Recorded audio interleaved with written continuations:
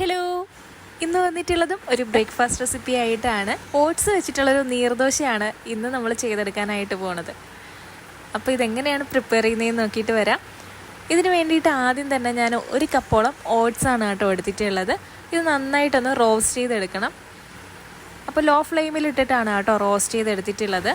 ഇപ്പോൾ റോസ്റ്റ് ആക്കിയിട്ടുണ്ട്. ഇനി ഇത് തണുക്കാനായിട്ടൊന്ന് മാറ്റി വയ്ക്കുക. ചൂടാറിക്കഴിഞ്ഞാലും ഒരു മിക്സിയുടെ ജാറിലിട്ട് ഒന്ന് പൊടിച്ചെടുക്കുക. അപ്പോൾ നന്നായിട്ട് തന്നെ പൊടിച്ചെടുത്തിട്ടുണ്ട്.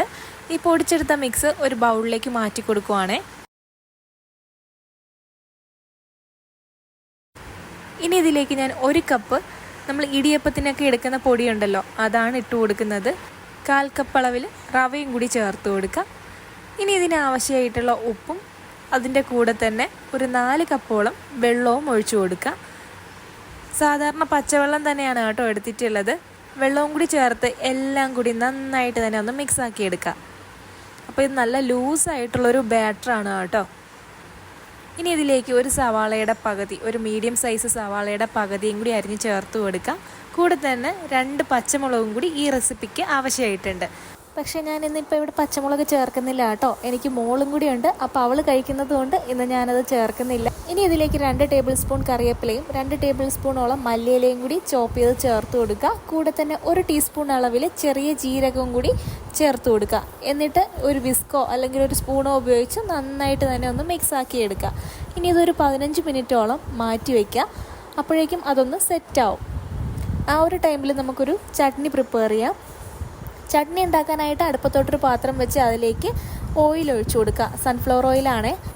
ഇനി ഇതിലേക്ക് കടലപ്പരിപ്പ് 1/4 കപ്പോളം ചേർത്ത് കൊടുക്കുക. കൂടെ തന്നെ 2 ടേബിൾ സ്പൂൺ അളവിൽ പച്ച കപ്പലണ്ടിയും കൂടി ചേർത്ത് കൊടുക്കുക. ഇനി ഇത് രണ്ടും കൂടി നന്നായിട്ട് തന്നെ ഒന്ന് റോസ്റ്റ് ആക്കി എടുക്കുക. അപ്പോൾ കടലപ്പരിപ്പിൻ്റെ നിറമൊക്കെ ഒന്ന് മാറി വരുന്ന സമയത്ത് ഞാൻ 2 അല്ലി വെളുത്തുള്ളി ചേർത്ത് കൊടുക്കുവാണ്. അതിൻ്റെ കൂടെ തന്നെ ഒരു 4 വറ്റൽമുളകും കൂടി ചേർത്ത് കൊടുക്കുവാണ്. കൂടെ ഒരു ചെറിയ കഷ്ണം പുളിയും കൂടി ചേർത്ത് കൊടുത്തിട്ട് എല്ലാം കൂടി ഒന്ന് റോസ്റ്റാക്കി എടുക്കുക. ആ മുളകും വെളുത്തുള്ളിയും എല്ലാം കൂടി ഒന്ന് മൂത്ത് വരുന്ന സമയത്ത് ഫ്ലെയിം അങ്ങ് ഓഫാക്കി കൊടുക്കുക. തണുക്കാനായിട്ട് അങ്ങ് മാറ്റി വയ്ക്കുക.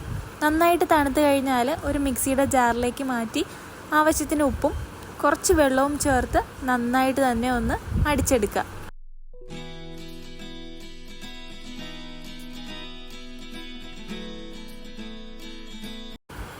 ഇപ്പോൾ നന്നായിട്ട് അടിച്ച് വന്നിട്ടുണ്ട്.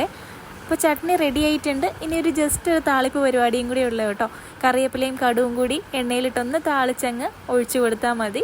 നമ്മുടെ ചട്നിയും റെഡി ആയിട്ടുണ്ട്. ആ ഒരു ടൈമിൽ തന്നെ നമ്മൾ മാറ്റി വെച്ചിട്ടുള്ള നമ്മുടെ ബാറ്ററും റെഡിയാണ്. ഇത് വീണ്ടും ഒന്ന് നന്നായിട്ടൊന്ന് മിക്സാക്കി കൊടുക്കുക. ഇനി നമ്മൾ സാധാരണ നീർദോശയൊക്കെ ചെയ്യും മാതിരി തന്നെ ബാറ്റർ നന്നായിട്ടൊന്ന് ഇളക്കിയിട്ട് നല്ല ചൂടായിരിക്കുന്ന തവയിലേക്ക് ഒഴിച്ചു കൊടുക്കുക. ഹൈ ഫ്ലെയിമിൽ തന്നെയാണ് കേട്ടോ വെച്ചിട്ടുള്ളത്. അപ്പോൾ വളരെ തിന്നായിട്ട് വേണം കേട്ടോ ഇത് ഒഴിച്ചു കൊടുക്കാനായിട്ട്. ബാറ്റർ നല്ല ലൂസായിട്ടുള്ളത് കൊണ്ട് തന്നെ നമുക്ക് നല്ല മൊരിഞ്ഞിട്ടുള്ള നല്ല അടിപൊളിയായിട്ടുള്ള ദോശ തന്നെ കിട്ടും കേട്ടോ. അപ്പോൾ ഇത് ഒഴിച്ചു കൊടുത്തിട്ട് 1 ടീസ്പൂണോളം നല്ലെണ്ണ ഞാൻ ഇതിൻ്റെ പുറത്തോട്ടൊന്ന് തൂവി കൊടുക്കുവാണ്. സൺഫ്ലവർ ഓയിലായാലും വേറെ പ്രശ്നമൊന്നുമില്ല. ഇത് ഒഴിക്കുന്ന സമയത്ത് മാത്രമായിരുന്നു കേട്ടോ ഹൈ ഫ്ലെയിമിൽ വെച്ചിട്ടുണ്ടായിരുന്നത്. പിന്നീട് അത് മീഡിയം ഫ്ലെയിമിലോട്ട് ആക്കി കൊടുത്തിട്ടുണ്ട്. അപ്പോൾ ഇവിടെ നമ്മുടെ ഒരു ദോശ റെഡി ആയിട്ടുണ്ട്. നല്ല ക്രിസ്പി ദോശയാണ് കേട്ടോ. അപ്പോൾ എല്ലാ ദോശയും ഇതുപോലെ തന്നെ റെഡിയാക്കി എടുക്കാം. നല്ല ചൂടോട് കൂടി തന്നെ സെർവ് ചെയ്യുക. അപ്പോൾ മാത്രമേ ആ ക്രിസ്പിനെസ് ഉണ്ടാവുള്ളൂ കേട്ടോ. തണുത്ത് കഴിഞ്ഞാൽ അതങ്ങ് കുഴഞ്ഞു പോവും. അപ്പോൾ ചൂടോട് കൂടി തന്നെ സെർവ് ചെയ്യുക.